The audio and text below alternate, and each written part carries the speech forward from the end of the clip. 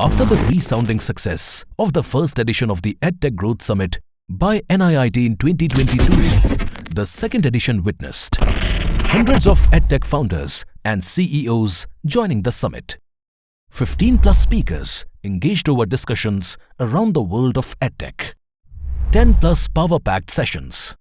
The event opened with a keynote address from Rajendra Singh Pawar, Chairman and co-founder, NIIT Group. They have mentioned this is the second cycle, should we say, of this EdTech Summit followed by EdTech Growth Camp. And I'm personally delighted to be involved with this. I have quite obviously done the journey, starting very long back, but now I'm excited to see the new journey of young people who are putting their shoulder to the very fundamental subject of education. There are many established players in education using technology or non-formal, and then we have a burst of young, bright minds coming in, whom we term as EdTechs, who are disrupting the model.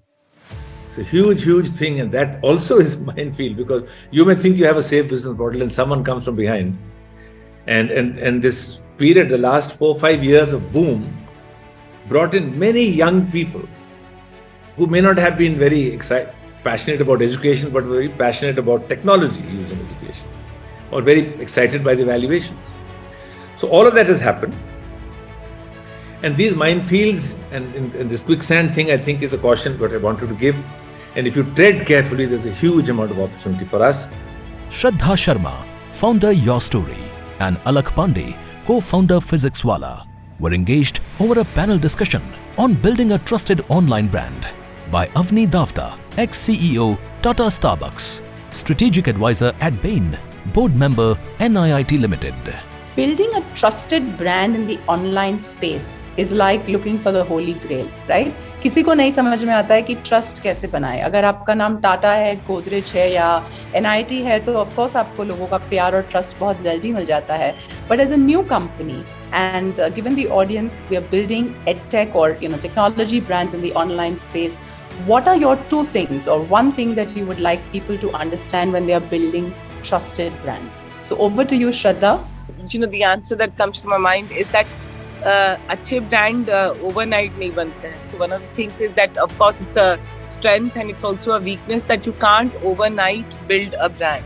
And I have not seen, like today, if you look at in the startup world, also brands that one talks about, the Swiggy, Zomato, all these companies. Technically, these companies have been there for last 10 years, and of course, from a Tata standpoint, which has been a 100+ year brand, these are 10-year-old brands, but consistent behavior, which is where you walk the talk, is one of the key recipes where people see you for who you are and see you consistently behaving in a certain way. Goes on to build a brand. What we say in PW, what I say in PW PhysicsWala, that we say that it's not brand, it's emotion. We say it's not brand, it's all about the emotions that play along.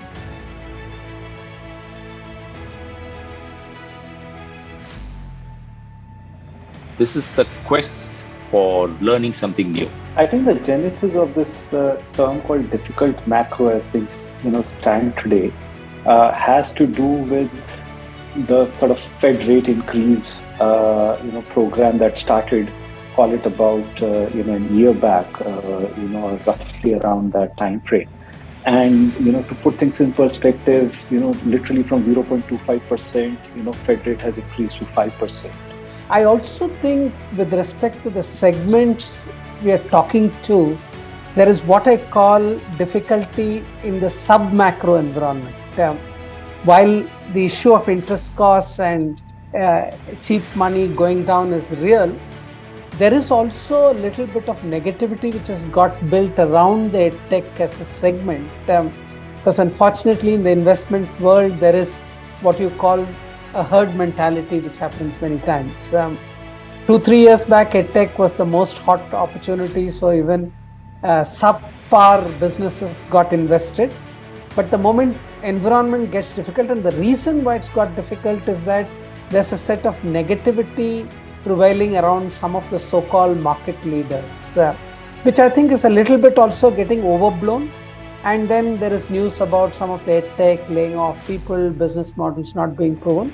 So particularly in this segment, beyond the macro picture which Nitin nicely captured, I think there's a sub-macro which is specific to this specific segment. Based on what I have heard from investors over the last, say, 6 months, one is I'm not so sure the SVB issue is a big issue, but there are other issues, which is primarily two things. One, I would say, I want to break this up into two stages of companies, right? One is early stage and then late stage. In the late stage companies, so think of these as companies above $1 billion valuation, that is actually a tough space to raise capital. And there are many reasons for that. If I would just quickly summarize and say, look, there were many crossover funds, hedge funds who were investing in these companies. They also have public market exposure. Public markets have fallen 40 to 50%.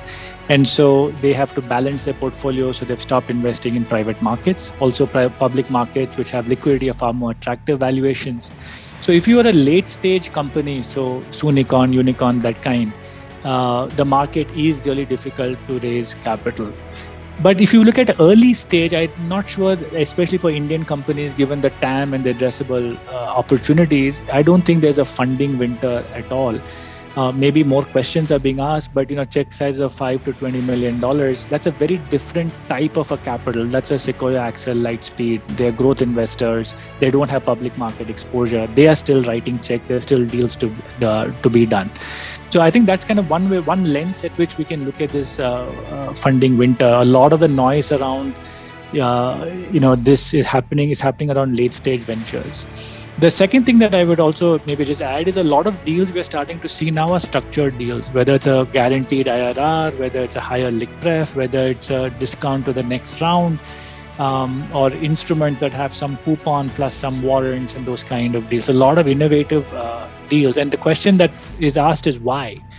And the reason is that despite whatever is happening in the macro environment around us, the truth is that there is still a lot of capital that needs to be deployed. Funds have raised in the last 1 or 2 years a record amount of capital, and so they have to still deploy. So there is still money chasing good deals. It's tougher for late stage companies. That's why you see a lot of the structuring. But for early stage growth companies, I think you're actually seeing deals still happen.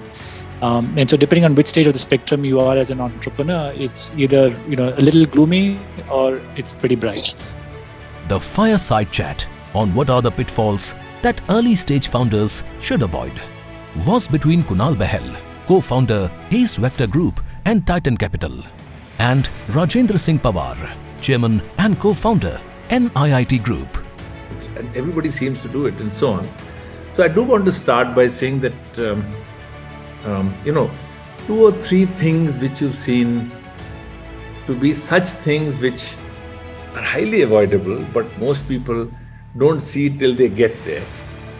Maybe let me start by your listing 2 or 3 and then we'll get into a little more. Sure. None of the founders, I feel, make those errors knowingly.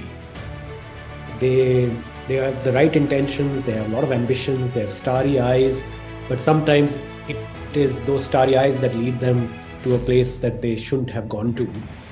And even from my own personal experience, I've learned some of these lessons. I would say the first and foremost one would be just lack of focus. There's a lot of talk of profitability. I heard in the prior session, there was also talk of profitability. I actually feel that it's not that founders are just waking up to profitability as something that they need to pursue now. Profitability was always the guiding metric. It's just that nobody knew, or most founders didn't know, even investors, I would say, didn't know how much time would it take and how much money would it take for this company to become profitable. And related to profitability is just focus on unit economics. Even if the company is very small, it's only in its 3rd month of operation, you can start telling whether, you can say that whether this is a 10% margin business or a 50% margin business. And it's rare for a company to go from being a 10% margin business to a 50% margin business over time and yet be in the same business. It can go from 10 to 50, but it likely will be a different company or a different business, different industry, different sector altogether. So knowing whether it's a squirrel with a tail or elephant with a trunk is very important in even at the earliest stages, because it's almost like launching a projectile where the depending on whether it was 3 degrees or 6 degrees, you land on Mars or Pluto. So I would say these are the 2-3 things, which is focus, profitability, and obviously within that unit economics of the business. Some amazing insights were drawn by Mohan Lakhamraju of Great Learning, Sajith Pai, partner Bloom Ventures, Rajiv Jayaraman of Nolscape at their session on building a sustainable EdTech startup. The session was moderated by Ravi Garikipati, co-founder of Devinta Finserv, ex-CTO of Flipkart, and board member, NIIT Limited. For simplicity, think about it in maybe 3 things. So one is financial sustainability, which means that whatever the business is offering, in our case, whatever services and products that we are offering are making enough money, to meet all of our costs. So that's one. Second is organizational sustainability. And what I mean by that is something that you already alluded to, which is that you have the processes, the technology, the systems, the know-how, all of that sufficiently codified, sufficiently implemented that it is not any individual dependent. So that's the second one. Third is, in some sense, competitive sustainability. Financial sustainability to begin with. Second is the business model sustainability. So much is changing in the world around us in terms of EdTech itself, the technologies, the partners and the academic institutions, corporates. So much is changing on that front. And from a stakeholder perspective as well, there are too many of them in the environment that we operate in. So if you take the K-12 space, broadly speaking, there are parents, there are students, there are academic institutions. So sustainability is, doing good for all of them, right? So that it has a long-term meaning. And the one keyword that I often think about when I think about sustainability is relevance, right? Over a period of time, how do you continue to stay relevant, right? And for that, there is an element of reinvention that needs to happen. I would say that sustainability to me is when you have a business model, when you have a revenue model, when you have an organization that is on a path where even if you shut off any future tap to capital, so a sustainable company may be profitable, it may not be profitable because it may have decided that with the capital that it has got, an EdTech startup may eschew profitability for market share gains or in reinvesting in the business, etc. So it may not be profitable, but it is sustainable when, even if there is no future capital, it can quickly take the measures to become profitable. And fundamentally, the business is contribution margin positive, broadly in almost EBITDA positive, and they're only negative because they're reinvesting in the business. So in such a context, a business is fundamentally sustainable. A wonderful definition comes from YC, which has this term called default alive and default dead. Sustainable startups are default alive and default thriving. So this is sort of my lens through which I look at sustainability.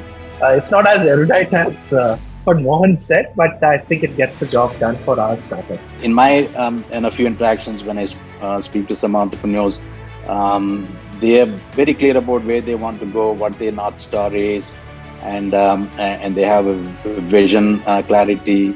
But again, they struggle. They grapple with this dynamic of having to, get a board aligned to how they want to do it in terms of where they want to get to. So they have to make in some cases those short-term, trade-offs for short-term gains and potentially jeopardizing their long-term thing, and that might come in the way of building a sustainable business as well. The growth camp in a perspective, I think we were talking about unicorns earlier in the conversation. NIIT itself became a unicorn the way we describe unicorns in 1997. But we've been chasing a unicorn of a different kind, and that is a unicorn, $1 billion people that we would be able to reach and the billion people that we would be able to teach. So reach a billion, teach a billion is what we've been chasing, and in 40 years plus have done about 40 million people.